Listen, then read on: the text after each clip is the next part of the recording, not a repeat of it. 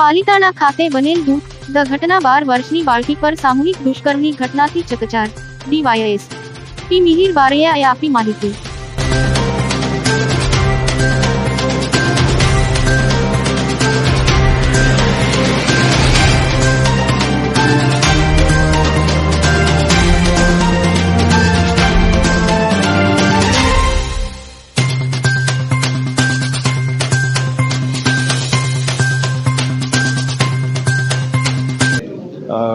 પાલિતાણા વણકરવાસમાં રહેતા ભોગબનના દીકરી છે એમના માતા દ્વારા ગતરોજ પાલિતાણાની અંદર પાલિતાણા પોલીસ સ્ટેશનમાં બીએનએસની કલમ, પોક્સો તેમજ એટ્રોસિટી એક્ટ મુજબની વિવિધ કલમો મુજબની જે ફરિયાદ છે દાખલ કરવામાં આવેલ છે.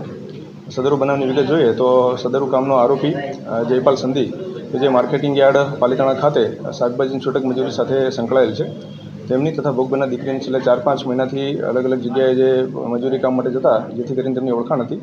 સદર ઓળખાણનો ફાયદો લઈ ગત 15/11/2024ના રોજ આરોપી દીકરીનો ઘેટી ગામેથી પીછો કરતો હતો અને ત્યારબાદ એને કીધું કે હું તમને ઘરે મૂકી જાઉં એમ કરી અને બાઇક પર બેસાડી અને પાલિતાણાથી ભાવનગર રોડ ઉપર જતા મેલડી માતાના મંદિરની નજીકમાં આવેલ જગ્યા ઉપર તેની સાથે શારીરિક સંબંધ બાંધેલો હતો અને ત્યારબાદ